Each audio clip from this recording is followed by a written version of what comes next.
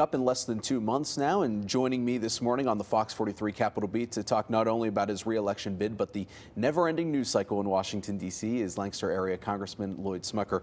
Congressman, I want to start with what's going on right now in a bill that you just introduced that would ask the Department of Defense to increase mental health resources for active duty military. How much of an issue is that? There were two studies in 2016 by the department where they evaluated and identified needs for our soldiers and those in uniform who come back who have mental health needs, or even while they're in service. So it's about the number of psychiatrists that are available, and then it's monitoring the prescription of specific drugs.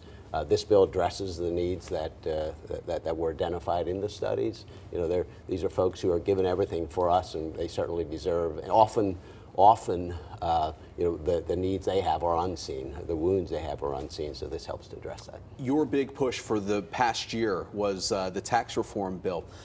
There was, and the economy is improving. That's undeniable. The proof is in the pudding, so to speak. But there was a poll, a statewide poll, a Franklin and Marshall poll, that said 65% of Pennsylvanians believed that they didn't have an increase in their household income as a result of the tax reform bill. So, talking big picture here, is Washington, is Congress doing enough to help families and lower income families who believe they aren't seeing the impacts of the tax reform? So 90% of the individuals that I represent are seeing more money in their pockets, will see more money when they file their taxes this coming year. You look at the economic numbers, they're amazing. And you know, prior to the president being elected, people literally were saying we cannot have an economy like we have today, between 3 and 4% growth. Unemployment at 3.9%.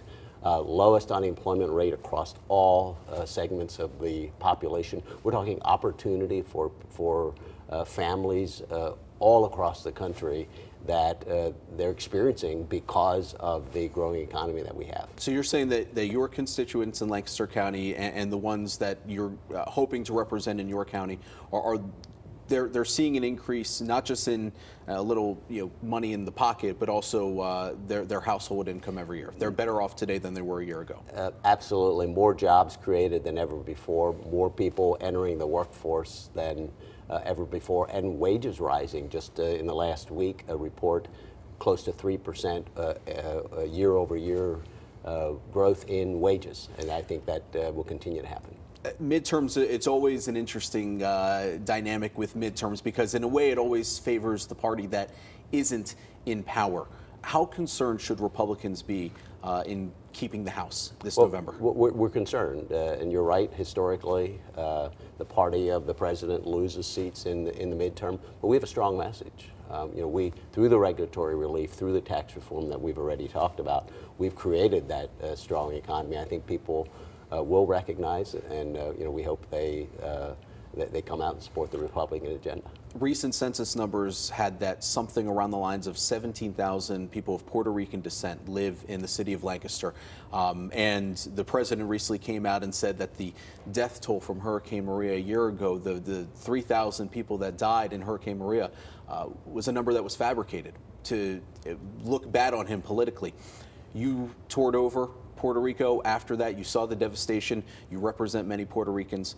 What is the message to them today? Over 70,000 folks from Puerto Rico live in the district that I currently represent. Have had a lot of discussion with them right after the hurricane, concerned about reaching out to family members that they didn't know exactly how they had fared throughout it. Toured was one of the members of the first congressional delegation just shortly after the hurricane, saw the devastation there, which absolutely heart-wrenching.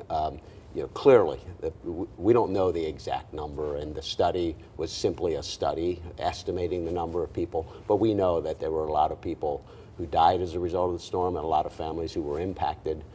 So we have worked very, very hard to ensure that we've provided from Congress the dollars, the support that is needed to ensure that we're rebuilding the island in the best way we possibly can. Do you think the president is right in what he said, though?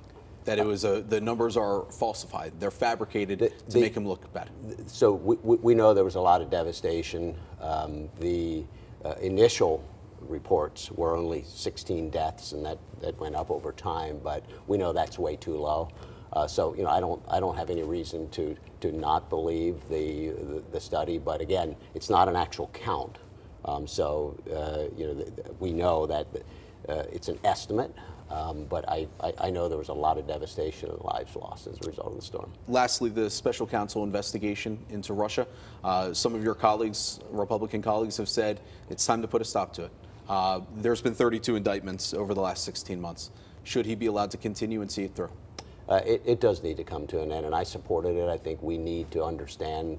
We know the Russians did work to engage in our election and potentially tried to alter the results of the election. We don't know that they've been successful to do that anywhere, and we certainly have no evidence of any collusion, which was with the Trump campaign, which was the initial intent of the investigation.